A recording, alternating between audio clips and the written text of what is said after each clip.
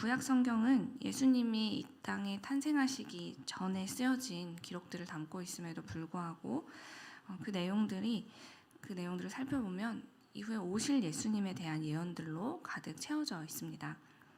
하나님의 아들이신 예수님께서 작은 마을 베들레헴에서 태어나실 예언부터 시작해서 이 땅에서 행하실 사역들과 그분의 죽음과 부활까지 빠짐없이 담고 있죠.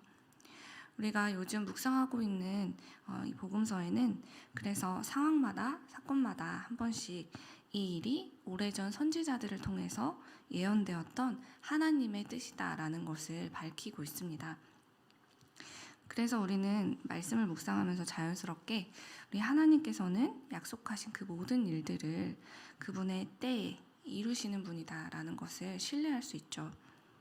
마리아와 요셉은 앞서 우리가 읽었던 말씀을 통해서 이 동방박사들의 방문을 경험한 후에 하나님의 말씀이 자신들의 삶에 그대로 성취되는 것을 경험하고 확인하는 과정을 통해서 참으로 기쁘고 놀라웠을 것입니다.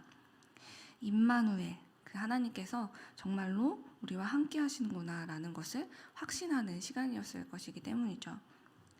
그런데 그 기쁨도 잠시 이들은 주의 사자를 통해서 참 무서운 소식을 접하게 되었습니다. 바로 이들이 맞서 싸울 생각조차 하기 어려운 헤롯 왕이 이 아기를 찾아 죽이려고 한다는 것이었죠. 헤롯은 당시 헤롯 대왕이라고 불릴 정도로 누구보다도 강력한 왕권을 가진 사람이었지만 그 안에 불안과 두려움이 크게 자리 잡은 사람이었습니다. 왜냐하면 그는 유대 출신이 아닌 에돔 사람인데다가 로마 황제의 도움으로 유대인의 왕의 자리를 차지한 사람이었기 때문이죠. 그러다 보니 혹시라도 자신의 기득권에 위협이 되는 이가 나타나면 그들을 모두 제거했는데 대제사장들을 비롯해서 자신의 왕비와 자식들을 죽일 정도였다고 합니다. 하지만 헤롯은 유대의 왕자는 가졌을지 몰라도 하나님의 백성인 유대인들의 진짜 왕이 되지는 못한 상태였습니다. 그렇기 때문에 헤롯이 자신이 가진 왕자에 대한 욕심과 집착의 크기가 커져갈수록 그의 마음에는 동시에 그에 대한 두려움과 불안함 또한 같은 크기로 커져갔다는 것을 우리는 예측할 수 있죠. 그런 그에게 갑자기 찾아온 이 동방박사들, 그리고 그들이 들려준 유대인의 왕이 나셨다라는 이 소식은 그가 가장 듣고 싶지 않았던, 그리고 그를 제일 두렵게 하는 소식이었을 것입니다. 이는 곧 헤롯이 자기 스스로가 자신의 유대인의 왕이 아니라는 것을 가장 잘 알고 있었던 것은 아닌가 하는 생각을 해보게 합니다. 유대인의 왕이 나셨다는 이 구원의 소식이 그에게 전해졌을 때 헤롯은 자신이 유대인의 왕이 아니라는 것을 인정하고 자신의 죄를 하나님 앞에 회개하며 예수님께 그 자리를 드렸어야 했습니다. 그랬다면 그의 인생은 달라졌을 거예요. 하지만 안타깝게도 그는 자신의 욕심을 내려놓지 못했습니다.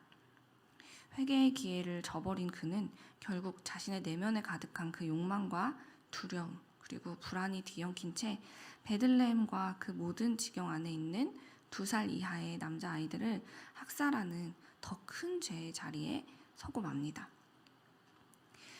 사랑하는 여러분, 우리 안에도 이렇게 헤롯과 같이 내려놓지 못하는 욕망과 제약이 도사리고 있지는 않습니까? 여러분이 그것을 잃어버릴까 봐 가장 두려워하는 그 대상과 문제는 무엇입니까? 그것들이 여러분을 더 큰 죄악으로 내몰지 못하도록 오늘 우리에게 주어진 이 말씀 앞에서 나 자신을 들여다보고 그 죄를 멈추게 되기를 소원합니다.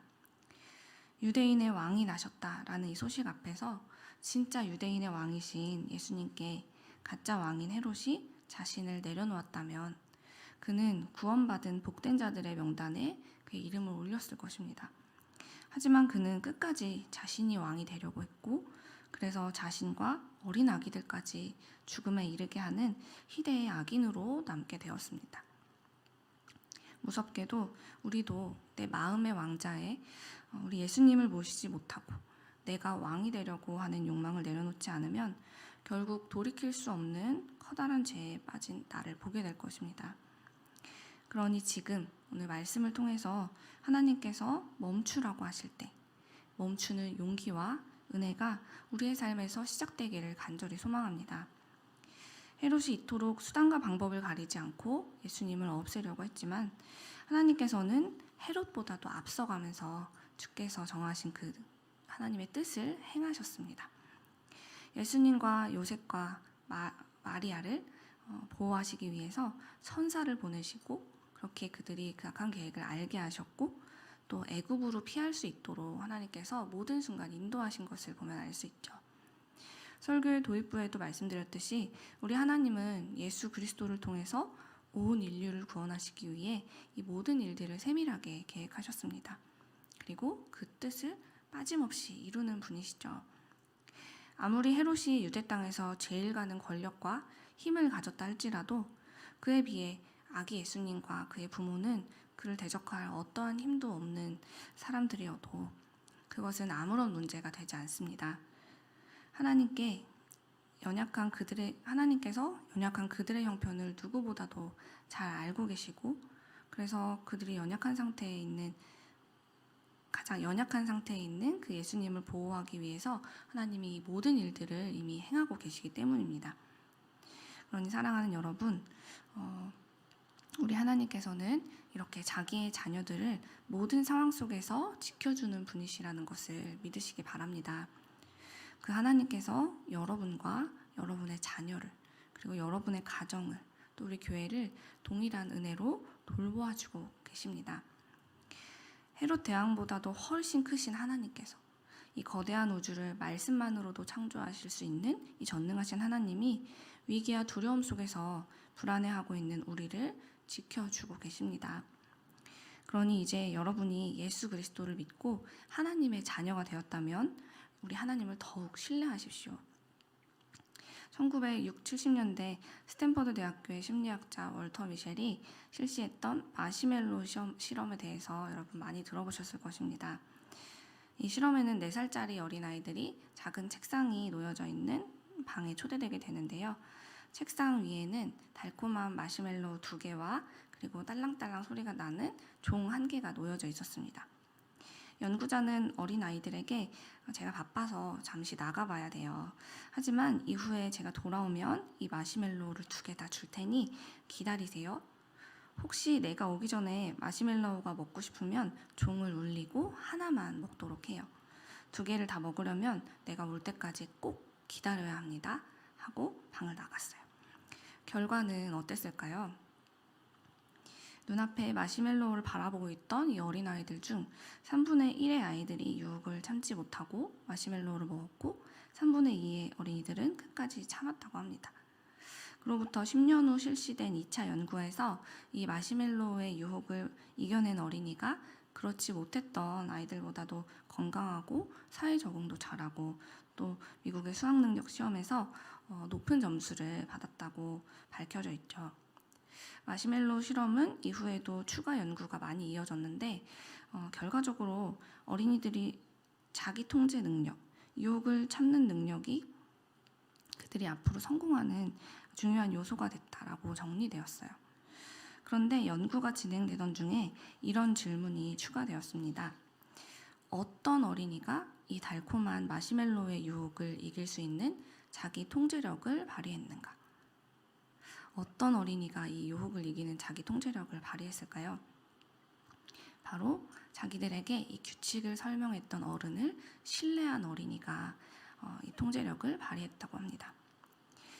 사랑하는 여러분, 여러분에게도 마시멜로우와 같은 유혹들이 수없이 찾아오고 있을 것입니다. 헤롯왕과 같은 욕망과 두려움이 우리 삶의 순간순간에 우리를 삼킬 때도 있습니다. 하지만 그럴 때일수록 우리 하나님을 신뢰하십시오. 하나님께서 우리를 너무나도 사랑하셔서 지금도 함께하고 계시며 우리를 돌보고 계신다라는 것을 늘 기억하고 그것을 신뢰하시기 바랍니다. 우리를 위해 다시 오겠다라고 약속하신 우리 주님을 잊지 말고 신뢰하고 또 신뢰하십시오. 그러면 어느새 우리는 이 마시멜로의 유혹을 이기고 영영 끝나지 않을 것 같았던 이 두려움과 불안함도 사라진 채 우리 곁에 찾아오신 예수님을 만나게 될 것입니다.